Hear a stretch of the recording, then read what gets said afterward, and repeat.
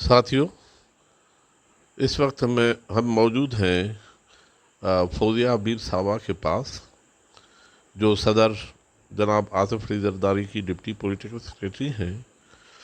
उनका एक और भी तारफ़ है कि वो मोहतरमा बेनज़ीर भुट्टो शहीद और मादर जमहूरियत बेगम नसरत भुट्टो साहबा की करीबी साथी और पाकिस्तान पीपल्स पार्टी के मुंतखब एमएनए जिनको शहीद जुल्फ़िकार अली भुट्टो साहब ने टिकट दिया था, कर्नल हबीब की साहबजादी हैं। उन्होंने खुद भी जमहूरियत के लिए कुर्बानियाँ दी हैं, तकलीफ़ें बर्दाश्त की हैं। तो हम उनसे पूछेंगे कि 5 जुलाई 77 को जब एक आमिर टोले ने मुल्क पर शबखून मारा तो उस वक्त कैसे हालात थे और उसके बाद जमहूरियत पसंदों पर क्या गुजरी। शुक्रिया मैडम। पीएम ऑफिस आपको खुशामदीद कहता है। ये आप अब हमें अपने ख्यालात से नवाजें प्लीज़। शुक्रिया आपका कि आप ये प्रोग्राम कर रहे हैं और ये एक तारीख़ आप रकम कर रहे हैं, तारीख़ रिकॉर्ड कर रहे हैं। इसके लिए मैं आपको मुबारकबाद देती हूँ। और आपने आज सिर्फ़ ये प्रोग्राम 5 जुलाई के हवाले से रखा है। मेरे वालिद साहब पाकिस्तान पीपल्स पार्टी के बानी कारकुनों में से थे, बानी रुकन थे, डिस्ट्रिक्ट प्रेसिडेंट थे। और उन्होंने भुट्टो साहब शहीद ने हमारे घर में आके उनको मुकर्रर किया था। मेरी वालदा भी डिस्ट्रिक्ट प्रेसिडेंट थी शुबह ख़वातीन की। तो इस लिहाज मैं तो उस वक़्त स्टूडेंट थी, तालिब इल्म थी, लेकिन मैंने ये सब कुछ अपने घर में होते हुए देखा है। और तमाम सियासी प्रोसेस को अपने घर में मैंने भुट्टो शहीद की क़यादत में ये सारा अमल अपनी आँखों से देखा। बहुत लंबी दास्तान है, लेकिन मैं 5 जुलाई के बारे में ये कहूँगी कि उससे पहले पीएनए की मूवमेंट चल रही थी। और इसी तरह से उसमें मैं जानती हूँ कि अंकल सैम यानी कि बड़े सरकार ने जिस तरीके से इस मुल्क में डॉलर तकसीम किए थे और भुट्टो शहीद की एक जमहूरी हुकूमत को, इलेक्टेड हुकूमत को जिस तरीके से ख़त्म किया, उससे पहले उन्होंने उसके लिए राह हमवार की। ये जलसे जुलूस और ये रैलीज़ और ये तहरीक चलाने की कोशिश की। वो तमाम राइट विंग लोग थे और उसमें तमाम राइट विंग के लोग शामिल थे। क्या सहाफ़ी, क्या जो भी थे, उन लोगों ने इस तहरीक को हवा दी।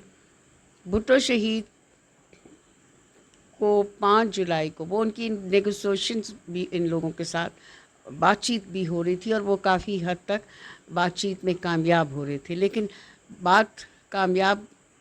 बातचीत की नहीं थी, मकसद तो कुछ और था। और वो मकसद क्या था कि उन्होंने 5 जुलाई को शबखून मारा और एक इलेक्टेड गवर्नमेंट को ख़त्म करके उसकी जगह उन्होंने मार्शल लॉ लगाया। और लगाया किसने? ज़ियाउल हक़ ने। ज़ियाउल हक़ ने किसकी ईमा पे ये सब कुछ किया वो सब जानते हैं। लेकिन ना सिर्फ ये हुकूमत ख़त्म की, 5 जुलाई की रात मुझे अच्छी तरह से याद है कि आधी रात को यानी 2-2:30 बजे सड़कों पे इस तरह से फ़ौजी ट्रक घूम रहे थे और हमारे घर में चारों तरफ से पुलिस का घेराव था। वो इस तरह से हो रहा था कि जैसे कोई बैरूनी मुल्क की फ़ौज या किसी को आप हमला करके किसी को आप कॉन्कर करना चाहते हैं। तो जब हमने देखा तो हम तो हैरान ही रह गए कि ये इतनी पुलिस एक शख्स को अरेस्ट करने के लिए। उसके अलावा जितने काबीना के मेंबरान थे, जनरल टिक्का जो उस वक़्त थे, उनके घर में, और उनके घर में तो उन्होंने बहुत बदतमीज़ी भी की। उनके घर में, हालांकि एक वो फ़ौजी जनरल थे, कमांडर चीफ भी रहे थे, इसी तरह भुट्टो शहीद के साथ इसी तरह उनके कुछ काबीना, यानी कि जगह जगह उन्होंने छापे डाले। हमारे कारकुनों को, जो हमारे भुट्टो साहब के चाहने वाले थे, यानी एक अजीब अफरा तफरी का सामान था। और दूसरे दिन फिर उन्होंने अनाउंस कर दिया कि वो मुल्क में मार्शल लॉ लगेगा और मैं 90 दिन के अंदर अंदर यहाँ इलेक्शन करा के तो जमहूरी हुकूमत जो भी जीतेगा उसको उसके हवाले, और कल में भी पड़े। लेकिन ये तो मकसद नहीं था। उस वक़्त मकसद कुछ और था, और वो आज उस अमल की वजह से आज हम देख रहे हैं कि हमारे गले क्या क्या मुसीबतें पड़ी। क्या दिया ज़ियाउल हक ने? क्लशनकोफ का कल्चर दिया, ये जो अफ़गानिस्तान में और ये जो तालिबान और ये सब मुसीबतें जो आई वो क्या थी? वो उसको अमल में लाने के लिए भुट्टो साहब की हुकूमत को हटाया गया, भुट्टो साहब जैसा ज़ीरक सियासतदान को हटाया गया, उसकी काबीना को अरेस्ट किया। यहाँ से दास्तान फिर शुरू होती है जुल्म की। आपने तो उनकी हुकूमत ख़त्म कर दी, जो आपके मकासद थे आप वो हासिल करना चाहते थे, लेकिन जिस तरह से उसने जुल्म किया है वो जुल्म की इंतहा थी। कोड़ों से वो शुरू हुआ और उसके बाद जेलों पे वो पहुंचा, जिला वतनियों पे वो पहुंचा, फिर फांसी की सज़ाएं। हमारे वर्कर अब इस वक्त मौजूद नहीं हैं, काजी सुल्तान महमूद, आप उनको देखें, वो 4 फुट का उनका कद था, उनको किले में ले गए और उल्टा लटकाया, फिर कालीन में या कपड़े में लपेट के। यानी इस तरह कौन करता है? इस तरह तो अंग्रेज़ों की फ़ौज ने नहीं किया था जब उन्होंने बड़े सगीर पे हमला किया और इस मुल्क के ऊपर कब्ज़ा किया। ये तो हम तारीख़ पढ़ते हैं और लोगों को पता है कि जो गैर मुल्की फ़ौजें जब किसी मुल्क को फ़तह कर लेती हैं तो वो भी ये सब कुछ नहीं करती जो ज़ियाउल हक ने किया। मैं उस वक़्त एक यंग लड़की थी और पढ़ भी रही थी, और मुझे उस वक्त का जो नक्श मेरे ज़हन में वो मैं आज दिन तक ना भूली और ना भूल सकती हूँ। वो एक इतनी तलख़ यादें हैं कि औरतों को, ख़वातीन को, उनको किले में डाला, शाहिदा जबीन को किले में डाला, आबदा मलिक को किले में डाला, यहाँ से बाजी नुसरत रशीद थी, वो हमारी रेहाना मालिक साहिबा थी, मेरी वालद। यानी कि उसने तो कमाल ही कर दिया, जुल्म की इंतहा कर दी।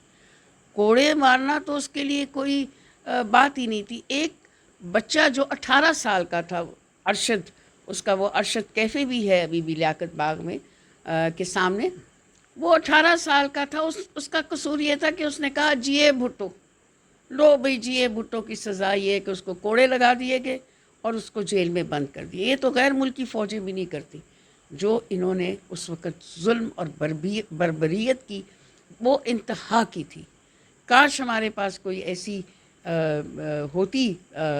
तरीका होता कि हम इन तमाम चीज़ों को कलम बंद करते, इसकी फ़िल्म बनाते, जैसे वेस्ट ने अपनी वो हिटलर की फ़ौज की बनाई हैं तस्वीरें और बनाई हैं फ़िल्में, जिसमें वो सब कुछ हिस्ट्री चैनल पे दिखाते। काश हम भी ऐसे ही कोई हिस्ट्री चैनल में अपने ये जुल्म की दास्तानें बयान कर सकते। लाहौर में, मुल्तान में, फैसलाबाद में औरतों के साथ जुल्म किया गया। मलक हाकमीन अभी नहीं है, वो हमारे अक्सर तो पार्टी के वो लोग जिन्होंने जो जदोजहद का हिस्सा थे वो नहीं है, हयात नहीं है, लेकिन एक जज्बा था, एक जोश था। वो हर तरह से चाहते थे कि भुट्टो शहीद को किसी तरह से इस आमिर से बचाया जाए। उनकी सबसे बड़ी सज़ा ये थी, कोई उनका ये लालच नहीं था कि वो टिकट लेंगे, वो MNA बनेंगे, MPA बनेंगे, जैसे अब हो रहा है। कोई इधर से उधर जा रहा है, कोई उधर से इधर आ रहा है और उनको लालच दे के तोड़ा जाता है एक हुकूमत बनाने के लिए। तभी तो वो कहते हैं ना कि मेरे अलावा और कोई चॉइस ही नहीं है। उस वक़्त भुट्टो साहब के अलावा कारकुनों के पास, गरीबों के पास, किसानों के पास, मज़दूरों के पास, ख़वातीन के पास सवाए भुट्टो के और कोई चांस नहीं था। और इसके लिए उन्होंने लाजवाल कुर्बानियाँ दी, अपने आप को कमेटी चौक पे ज़िंदा जलाया, वो भी लोग मौजूद थे। तो ये सब कुछ क्यों हो रहा था? आज भुट्टो शहीद को हमसे बिछड़े कितने साल हो गए। उनके मिशन को लेके उनकी बेटी दुख्तर वो आगे बढ़ी, और जब भुट्टो शहीद को सज़ा इन्होंने सुना दी गई तो उसके कपड़े मोहतरमा को पहुंचाए गए, एक यंग लड़की को, और उनकी वालदा को भी यहाँ कैद में रखा गया रावलपिंडी में। तो ये ऐसी बातें हैं कि ये इंसान पे लर्ज़ा तारी हो जाता है। और मैं इत्तेफाक से इन तमाम लोगों से मिली हूँ, हमारे वो लोग जो हमें मौजूद नहीं है, ख़वातीन मौजूद, मैं उनसे मिली हूँ। इसलिए मिली हूँ कि मैं उस घराने से ताल्लुक़ रखती थी और मैंने इन सबको देखा। मैं मोहतरमा बेनज़ीर भुट्टो के दुख से भी वाकिफ़ हूँ اور ہم اس لیے بھی اتنے قریب آ گئے کہ جب ہم ایک دوسرے کو دیکھتے تھے تو ہم ریلیٹ کر سکتے تھے. میں ان کے دکھ کو سمجھ سکتی تھی, وہ میرے دکھ کو سمجھ سکتی تھی. اور پھر ان کے والد, وہ میرے والد بھی جلا وطن ہوئے, ان کو باقاعدہ جیلوں میں ڈال دیا جاتا تھا, اور پھر وہ جلا وطن ہوئے. اور 9 سال ہم نے اپنے والد صاحب کی شکل نہیں دیکھی. میری والدہ بیمار ہوئی. آپ یقین کریں, یہ کیا بات کرتے ہیں, وہ ایک کرنل کی بیوی تھی, اور اس زمانے میں اسلام آباد میں اتنے ہسپتال, یعنی پاکستان میں ہی نہیں تھے. وہ ہارٹ پیشنٹ تھی, اور جب وہ CMH ہاسپٹل میں جاتی تھی, یا جب ان کو ہارٹ اٹیک ہوا, تو ڈاکٹر دیکھنے کے لیے نہیں آتے تھے. اس وقت وہ کرنل ذوالفقار ہارٹ اسپیشلسٹ تھے. پھر وہ بعد میں جنرل بھی ہوئے. جنرل ٹکا کی بیوی بھی بیمار تھی اس ہاسپٹل میں, لیکن وہ نہ ان اور انٹینسو کیئر میں تھی, لیکن نہ وہ ان کو دیکھتے تھے نہ ان کو دیکھتے تھے. پھر جنرل صاحب وہاں پہ شور مچاتے تھے. جنرل صاحب کے خاندان کے ساتھ بھی ایسی ہوا, ان کے بیٹوں کو فارغ کیا گیا, ان کی بیٹی کو, ان کے داماد, یعنی چھوڑا کسی کو بھی نہیں. تو آخر کار کیا ہوا کہ میری والدہ کو صحیح علاج نہیں تھے, ہمارے پاسپورٹس بند تھے, ہمارا باہر جانا بند تھا, ورنہ اگر بر وقت ہم انہیں لے جاتے باہر تو شاید وہ باہر علاج کرا کے کسی نہ کسی طرح سے ان کی زندگی میں اضافہ ہو جاتا. لیکن یہ تو ناممکن بات تھی کہ وہ نہ یہاں پہ علاج نہ باہر علاج. تو یہ دکھ اور یہ کرب جس سے ہم گزرے ہیں, تو آپ خود اندازہ لگائیں کہ ایسے تو کوئی بھی نہیں کرتا. اور یہ سارے کے سارے وہ لوگ تھے جو بھٹو نفرت میں, اور بھٹو نفرت کیوں تھی, کیونکہ وہ اس ملک کو آگے لے کے جانا چاہتا. جو لوگ نہیں چاہتے تھے کہ یہ ملک ترقی کرے, آج اسی کی پالیسیاں, اسی کی باتیں. وہ شخص جو 90,000 قیدی لے کر آیا, جتنی اس نے اسلام کی خدمت کی, آج دن تک کوئی نہیں. 9 سال وہ نکال گیا, کلمے پڑھتا رہا, لیکن بتائیں اسلام کے لیے کیا ایسی خاطر خواہ کام کیا ہے. اور پھر بھٹو کے دشمن, بھٹو کے اینٹی, آج اس کی مثال دیتے ہیں, آج اس کی تقریریں کرتے ہیں, ہماری قربانیوں کو گنتے ہیں. یعنی یہ تو منافقت کی حد ہے. اور میں نے اپنے ان کانوں سے خود سنا ہے, اسمبلی میں بھی دیکھا ہے. لیکن وہ ایک عظیم آدمی تھا, اس کی بیٹی ایک عظیم عورت تھی. اور میں جب اس کو دیکھتی تھی تو میں کہتی تھی یہ طاقت اس میں کہاں سے آتی ہے, اس کا سورس آف انسپائریشن کیا ہے. تو وہ کہتی تھی میرا باپ میرا سورس آف انسپائریشن. میں جب لاہور آئی, وہ ان کے الفاظ تھے کہ جب میں لاہور آئی اور میں نے پہلی تقریر کی, تو میں نے دل میں یہ کہا کہ میں پاپا یہاں آ گئی ہوں, میری مدد کرنا. اور آپ نے دیکھا جو ٹھاٹے مارتا سمندر لاہور میں تھا, وہ کس لیے تھا کہ نا حق خون پہ. اور وہ اتنا جینون لیڈر تھا. بعد میں تو بہت سارے لوگوں نے لیڈر بننے کی کوشش کی, لیکن لیڈر ایسے نہیں بنے جاتے. یہ کہہ کے نہیں بنے جاتے کہ میں ہی آخری چوائس ہوں, اس پہ لیڈری نہیں ہوتی. لیڈر وہی ہوتا ہے جو اللہ تعالیٰ جسے نواز دے, اور وہ اس دنیا سے جا کے میں سمجھتی ہوں امر ہو گئی. بیٹی نے بھی وہی راہ چنی, اور وہ دیکھیں کس طرح سے اللہ نے اس کا کیا مرتبہ, اس کو کیا مرتبہ دیا. باقی اب ہمارے چیئرمین ہیں بلاول صاحب, وہ بچہ ہے ہمارا لیڈر ہے. اس میں محترمہ کی جھلک, بھٹو کی جھلک مجھے تو بہت نظر آتی ہے. وہ کئی اس کی ایسی باتیں ہوتی, کوئی اس کا انداز ایسے ہوتا ہے کہ میں بے ساختہ کہہ اٹھتی ہوں یہ تو بی بی کی طرح ہے, یہ تو بھٹو صاحب کی طرح ہے. اللہ اس کو زندگی دے, اپنے دشمنوں سے بچائے. اور یہ میں جانتی ہوں اچھی طرح سے کہ ایسے لوگوں کو اس ملک میں آنے سے ہر طرح سے روکا جاتا ہے, کیونکہ وہ سچے لیڈر ہوتے ہیں. صدیوں کے بعد ایک لیڈر پیدا ہوتا ہے, لیکن انہوں نے اس لیڈر کو کس کے ہاتھوں ختم کرایا, ضیاء الحق کے. اور اس کا انجام دیکھیں آپ کیا ہوا. آج کوئی اس کا نام بھی نہیں لیتا. 2-3 سال یہاں پہ اسلام آباد میں برسی کی, اس کے بعد نواز شریف جو ان کے بیٹے بنے ہوئے تھے, انہوں نے بھی اپنے باپ سے سوری کہا اور ایک طرف ہو گئے. ایسے لیڈر نہیں بنتے. آج ہر گھر میں بھٹو ہے, ہر گھر میں بھٹو بولتا ہے, ہر گھر میں بی بی ہے. ہر گھر میں بیوی بولتی ہے. میں ان کے قریب رہی ہوں. جو نہیں قریب رہے وہ بھی بیوی کے قریب ہیں. جب چیئرمین بلاول جاتے ہیں تو بوڑھی بوڑھی عورتیں اور سب ان کے گلے اس طرح سے ملتی ہیں کہ جیسے وہ بیوی کو مل رہی ہیں, بھٹو صاحب کو مل رہی ہیں. آپ نے تو پتہ نہیں یہ منظر ٹی وی پہ دیکھا ہے یا نہیں دیکھا. دل ہلا دینے والی واقعات ہیں. اس لیے کہ اللہ تعالیٰ بھی ان کے ساتھ ہیں, اور ایک سچے آدمی کے ساتھ ہمیشہ عوام ہوتی ہے. یہ اس طرح کے جعلی الیکشن اور سلیکٹڈ الیکشنز اور جیسے سے کچھ بھی نہیں بنتا. ان سلیکٹڈ الیکشنز میں اور سلیکٹڈ پرائم منسٹرز میں بہت فرق ہے. یہ 1000 بار بن جائے پرائم منسٹر, لیکن وہ مرتبہ نہیں حاصل کر سکیں گے جو شہید حاصل کر گئے. آج میں ایم این اے ہوں نہیں ہوں, وزیر ہوں نہیں ہوں, مجھے اس کی کوئی پرواہ نہیں ہے. مجھے اس بات کی بہت خوشی اور فخر ہے کہ میں بھٹو شہید کی پیروکار ہوں, محترمہ کی پیروکار ہوں. اور تاریخ میں یاد رکھنا, تاریخ کبھی کسی کو نہیں معاف کرتی. تاریخ ہمیشہ ان لوگوں کو یاد کرتی ہے جو کچھ کر گزرتے ہیں. آج میں اس بات پہ فخر کرتی ہوں کہ میرا گھرانہ, میں تاریخ کی صحیح سمت پہ کھڑی. میں نے جمہوریت کے لیے ایک جدوجہد کی اور اپنی محترمہ کی قیادت میں جدوجہد کی. مجھے اس بات پہ فخر ہے. یہ وزارتیں, یہ ایم این اے, یہ ایم پی اے, اس جب ہم اسٹرگل کر رہے تھے ہم نے میں سے کسی نے نہیں سوچا تھا کہ یہ ایم این اے بنیں گے, ایم پی اے بنیں گے. ہم اس دوڑ میں ہی نہیں تھے. ہمارا مقصد, ہمارا مشن کچھ اور تھا, اور آج بھی وہی ہے. اور پیپلز پارٹی کا ہر کارکن یہی جذبہ لے کے آگے چلا ہے. وہ تو M N A M P As نہیں بنے. M N A M P As تو وہ بنتے ہیں جو کبھی ادھر تو کبھی ادھر,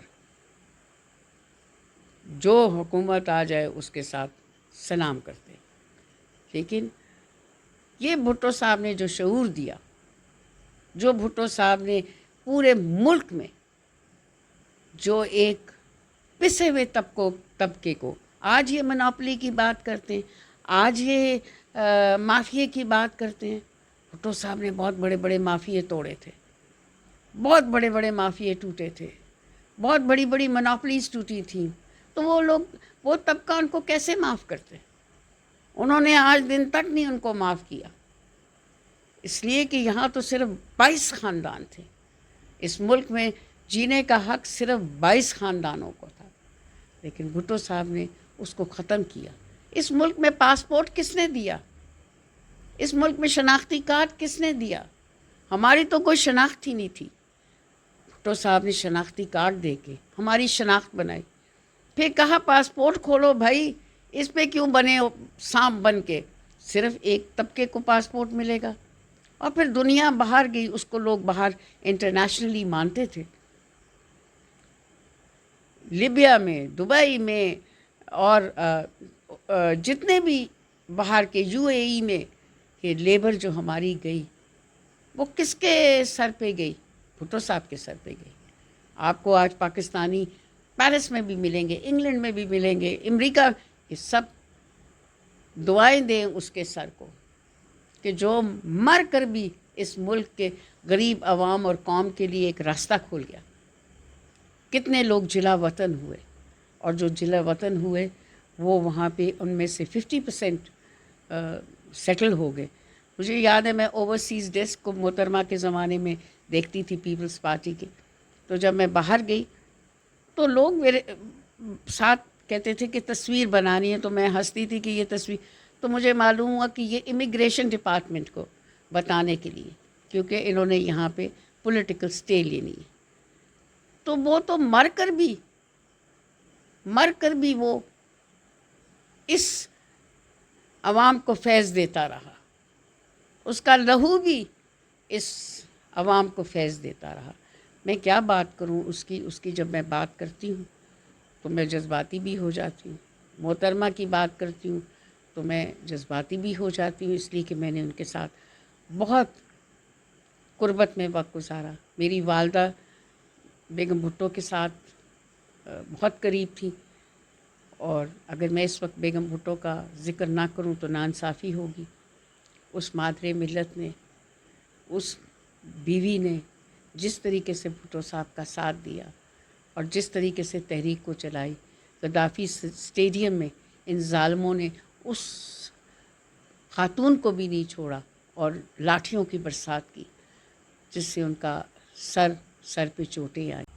اور آج جو کچھ بھی اس ملک میں ہو رہا ہے اور جس طرح سے ہو رہا ہے، یہ صرف اس لیے ہو رہا ہے کہ جو صوبوں کو ایک خود مختاری دی گئی ہے، اٹانومی دی گئی ہے، جس کی بھٹو صاحب بھی بات کرتے تھے، وہ اس کو ختم کرنا.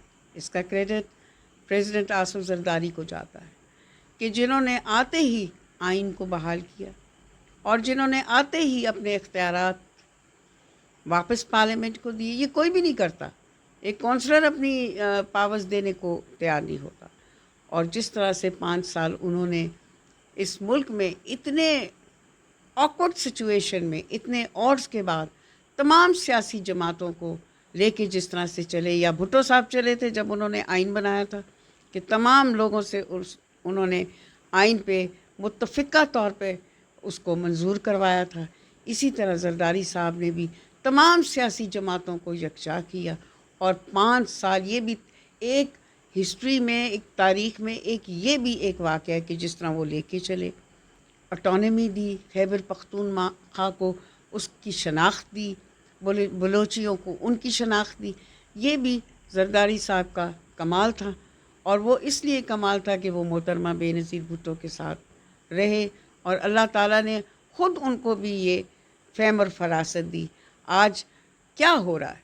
آج صرف پیپلز پارٹی کو ختم کرنے کے لیے، جیسے بھٹو شہید کے زمانے میں کیا، محترمہ کے زمانے میں کیا، اور اب زرداری صاحب کے بعد اس کو ختم کرنے کے لیے ہر قسم کا اینٹی پروپیگنڈا یہ لوگ کر رہے ہیں، سوشل میڈیا پہ کر رہے ہیں اور ایسی باتیں کر رہے ہیں کہ انسان حیران ہی رہ جاتا ہے کہ سیاست میں ہم اتنا نیچے گر جائیں گے، اتنے نیچے آ جائیں گے.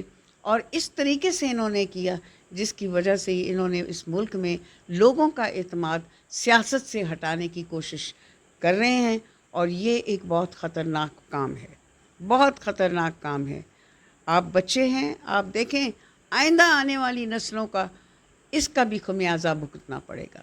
اگر آپ مین سٹریم کے پولیٹیشنز کو اس قدر خراب کر دیں گے تو پھر واقعی آپ کہیں گے کہ میرے علاوہ اور کوئی چوائس نہیں.